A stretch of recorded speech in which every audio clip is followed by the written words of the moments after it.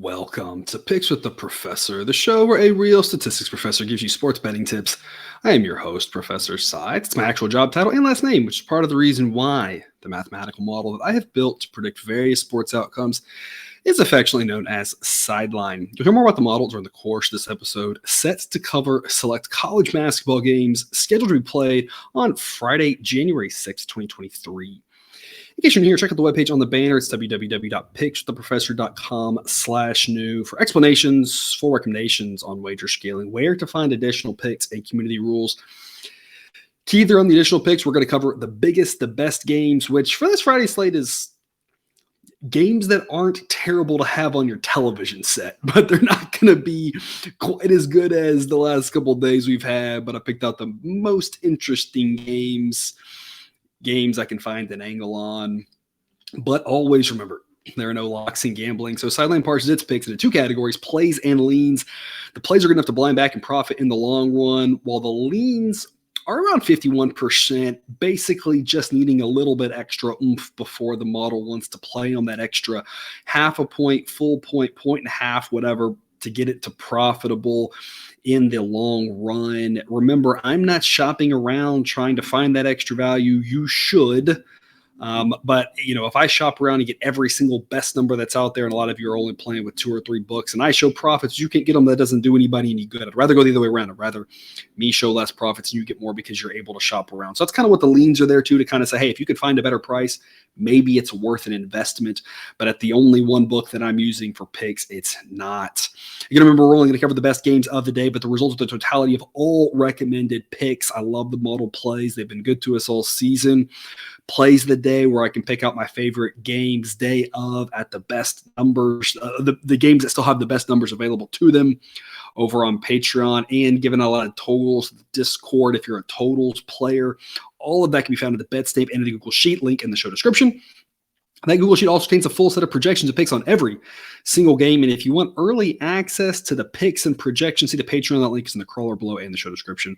It's also where you can access that Discord chat, which is the best place to get questions answered about these or other games, other sports, along with a lot of general fun over there. But as always, take what you like and leave the rest. Lastly, please understand that good and bad variance will occur. So as much as we'd like to see it will be profitable each and every day, that is an impossible reality for any gambler. Recording this here on Thursday afternoon, a little bit earlier. Lines are earlier, so just knocking this out and get it done. I have to comment, one of my hesitancies always of recording this early is I can't talk about what happened yesterday. So now I'm talking about what happened 2 days ago, or potentially by the time you see this, I can talk about what happened yesterday, but now you've got an extra day's games in there, right? So it makes it a little tougher. And that was kind of my hesitancy. I think it's probably worth it. Nothing's perfect, right? So by now you might already know how some of Thursday's gone, and I have no idea. Now I'm talking about Wednesday. Real fresh. You talk about the good and bad variance, 2 totals losses by half a point on the official record. Again, hopefully you shopped around. There were a lot of numbers that would have pushed or won out there. Both those in garbage time, the way that played out. And that's what we always said, the good and bad variance will occur. It doesn't matter if you play 3 games or 30 games, it's going to hit. Again, the benefit to playing 30 games is that's only a small piece of the total portfolio rather than every game you have. Variance does matter, because if you're playing fewer games, you have higher variance. Could lead to really good days, really bad days. It puts you on a roller coaster ride. If that's the ride you want to be on, that's your business. I personally don't like that. 5-0 one day, 0-5 the next, that type of variance. I'd rather go, slow and steady, build a bankroll. That's just my personal philosophy. But again, I can't make everybody happy with how this is all playing out. So again, there's just a lot out there. If you're looking for betting the biggest games, you're in the right spot. If you're looking for the best edges, dive a little bit deeper into the sheet, do a little bit of research there. The plays that day might be worth. Again, if you're looking for totals, the Discord's kind of where those have been sitting now. So you just got a lot of different places to go depending on kind of what you're looking for. I'm trying to provide something good for a lot of different people, but it's very difficult.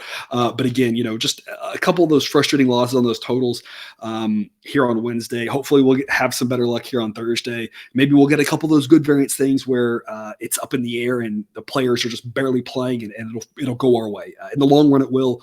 You just need a relatively large sample size for that. So again, that's why my belief is, play more rather than less, just because we get to that quicker.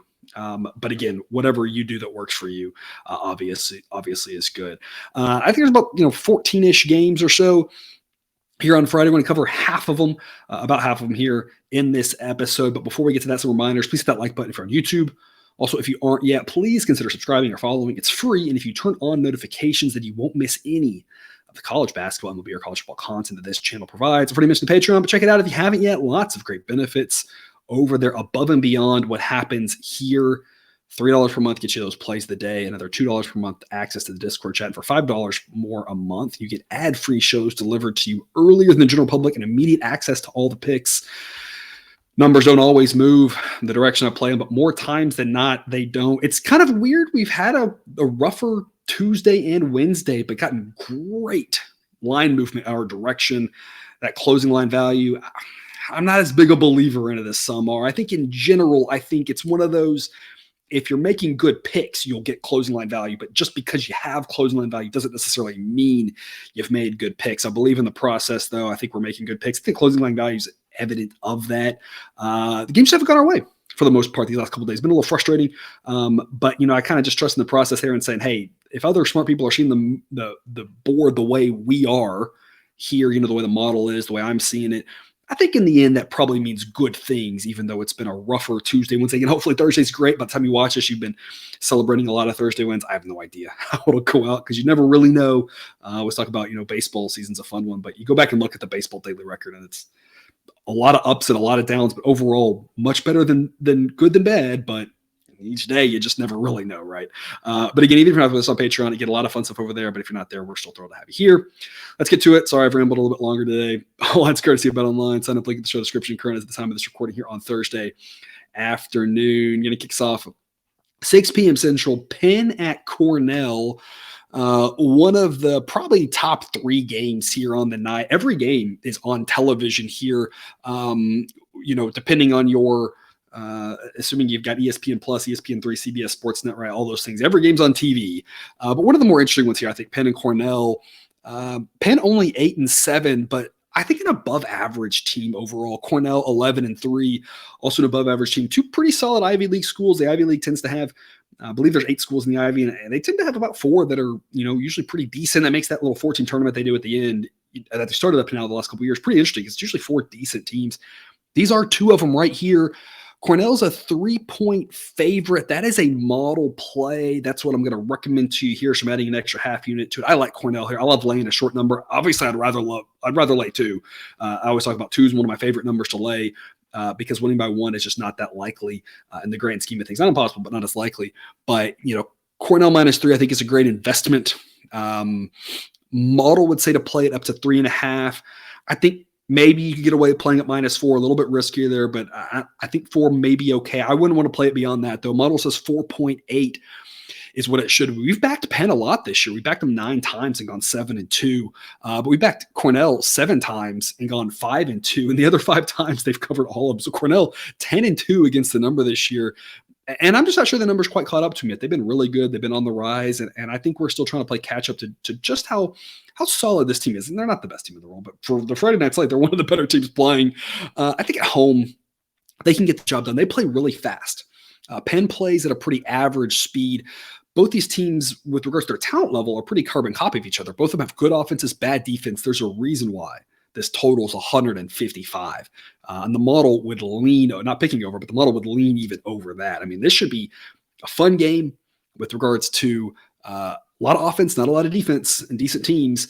But I think that Cornell, A, at home, is a difference maker. B, again, their pace is a little bit tougher to deal with because you just don't see that pace that often. That a handful of teams play this fast for sure, but there's 360 teams, and you could easily go half a season without playing a team or only playing one team that's played this fast. It's a little bit tougher. Cornell at home should be able to do what they want to do, playing with that pace a little bit faster. Penn might try to slow them down, but they don't have the defense to do it, especially on the road. So I think that really all plays in Cornell's favor. I think they're really likely to win this game. The model says they win it 67% of the time. And if so, I think in general, they're going to win by 3 or more. Might push this, but a really good chance to win. A pretty strong, one of these stronger model edges for the day. I'm backing Cornell -3 model backs as well. I think it's a great investment. Again, for 2 teams that are looking up, should be a good one to watch. Also at 6 p.m., Quinnipiac at Ryder. We're going to back Ryder here, laying a 1.5, another model pick that I also like. Again, talked about love laying a number like 2 or less. Here, the only way we lose is if they win by 1. Again, not mathematically that likely. Model thinks this is Ryder minus 2.6 on average. We've actually faded both these teams a lot, really, and just kind of underestimated both of them to about the same degree. So I don't think there's any bias. There's sometimes where I see we're like always playing one team and always fading the other team, or we're really underestimating one team or the other. And that's when I'm kind of like, maybe the model's just not seeing these teams right. That happens from time to time. This isn't one of those. We've been kind of fading them both at the same rate. So I don't think there's a bias one way or the other.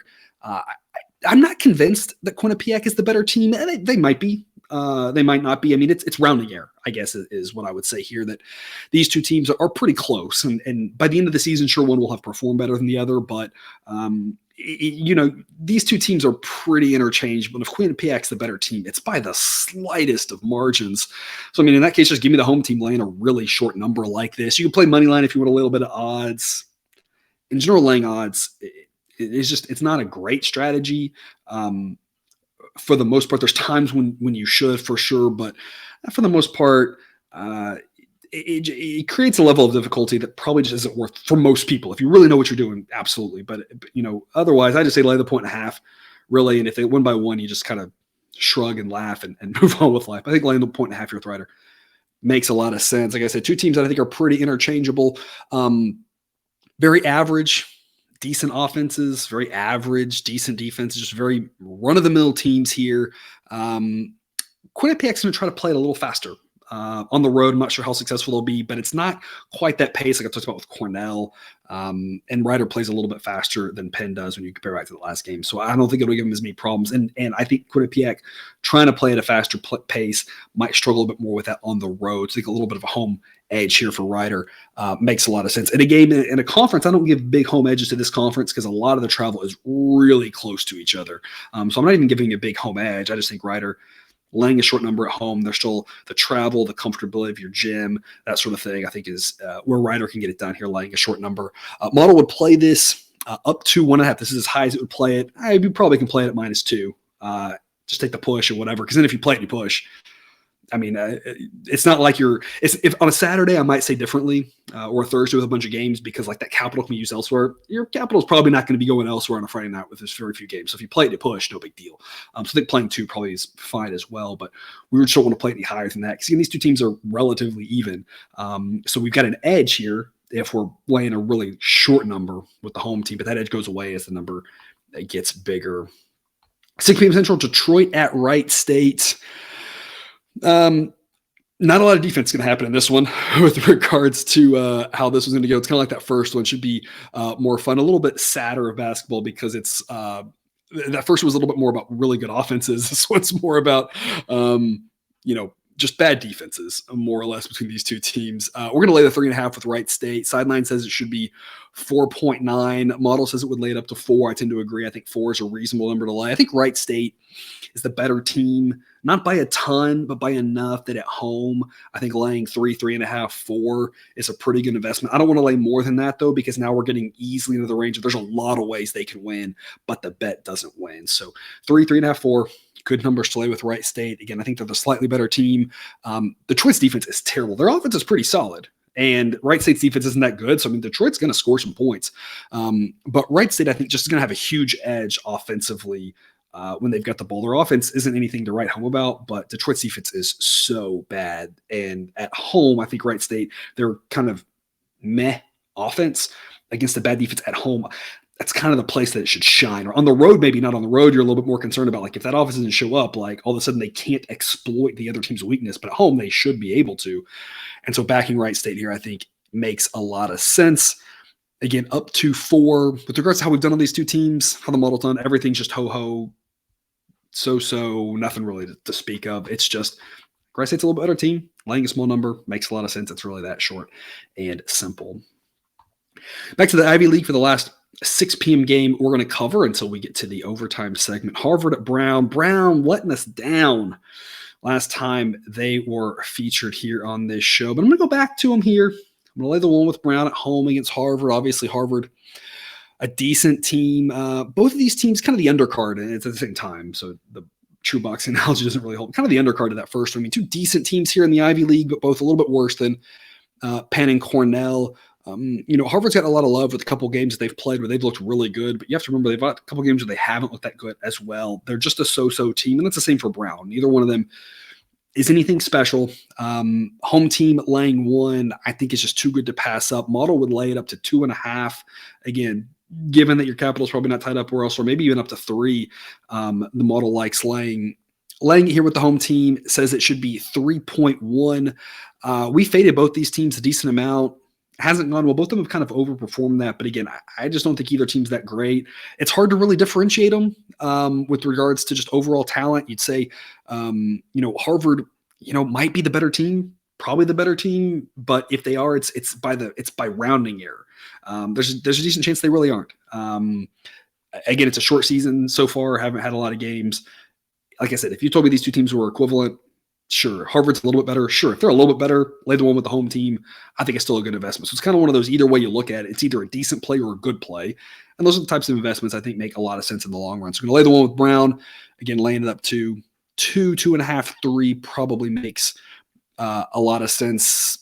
Nothing to talk about with pace. Nothing else really interesting about this one. Just two mediocre teams. Take the home team laying a small number. 7:30 p.m. Central, Akron at Ball State. This one's probably maybe your second most interesting game, maybe tied for first most interesting game here of the night. Ball State's a 2.5-point home favorite, which basically is the odds makers telling us we don't really know. And my angle on this one is that I think Akron's a better team, and I think it's by a little bit more than rounding error. I think they're solidly the better team.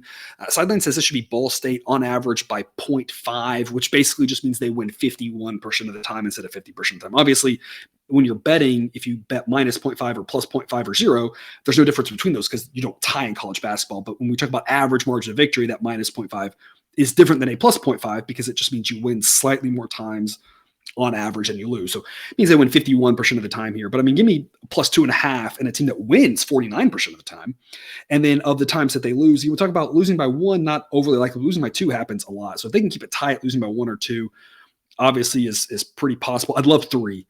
3 is the number that if you can find it, if you can shop around, if it gets up to 3, I mean, that is a great number. And if it starts dropping too much, maybe you just look money line instead. Model wants to stop playing it at 2.5, but kind of as I've been mentioning this whole show, your capital is probably not tied up in too many places. I think plus 2 is also fine.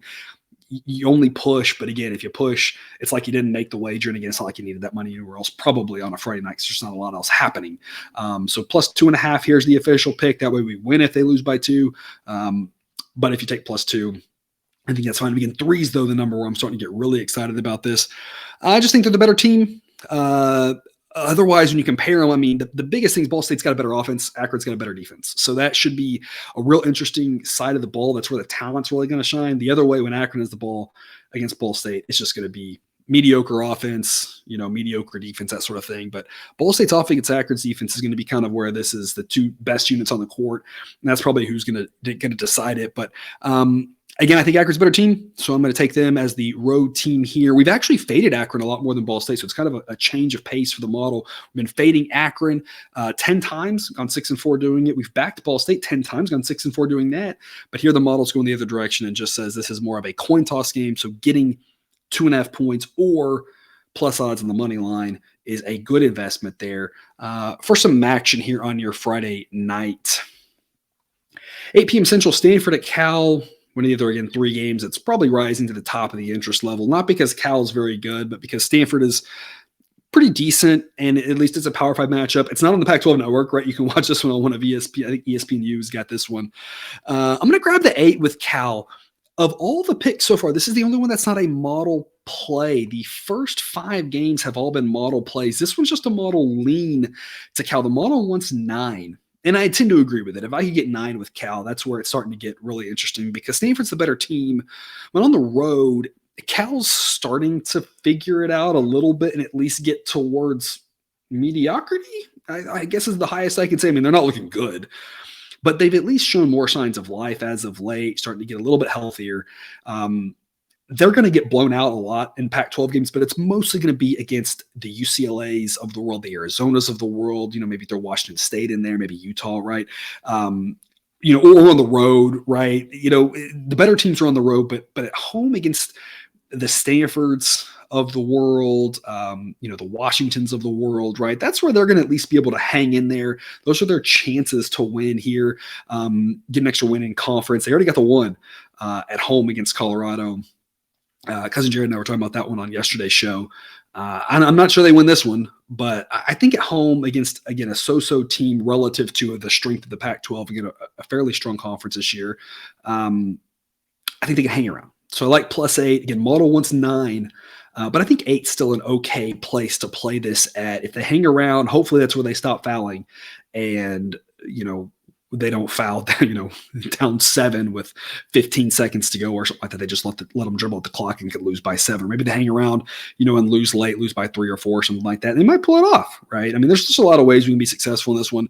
Again, Stanford definitely the better team, but winning by 8 on the road in a rivalry game, in a conference game, it's not the easiest thing to do. Unless you are just drastically better than your opponent. If you're laying 8 with Stanford, you kind of have to think they're going to be up double digits late in this game. And they might be, absolutely, but it's just, again, you need to be a lot better than your opponent for that to be something you think is likely to happen, not just it could happen. So I'm going to grab the 8 here. California at home, I mean, they play slow, and that being at home should help them. They should be a little bit more able to control the game. On the road, I think they're going to let the other team dictate, really. And that's where I said it could get really ugly for this Cal team. But at home, they got a better chance for that slow tempo to really help them out. They're going to struggle to score points.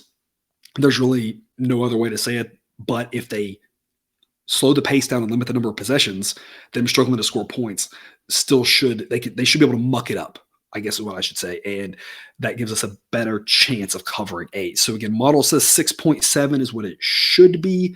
That 8 is a lean. I think it's a reasonable investment. I'm going to put a half unit on it here. Again, at 9 is where it is a model play, though. And that takes us to overtime. Those were what I could determine were the 6 most interesting, best games, combination of best teams and closest games of your Friday night here. There's 14 games. I want to make sure I get half of them in for you. Here's the overtime game, a game that will be very ugly, but I think there's a great angle on it. 6 p.m. Central, Oakland at Northern Kentucky. Totals 133.5. And we're going to go over that number.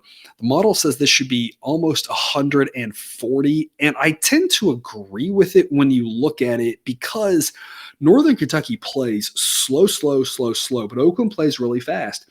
You might say, well, wait a minute. The home team talking about is the team that should be able to control the tempo.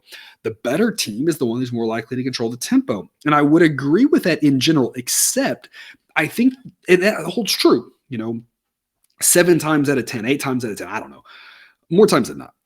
But Northern Kentucky plays slow, but Oakland's defense is terrible.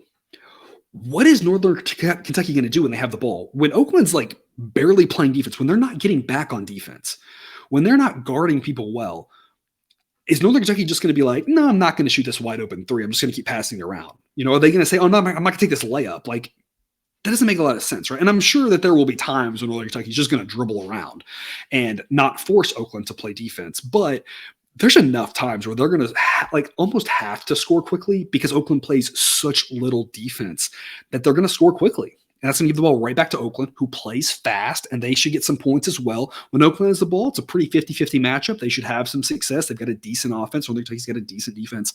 But Northern Kentucky doesn't score a lot.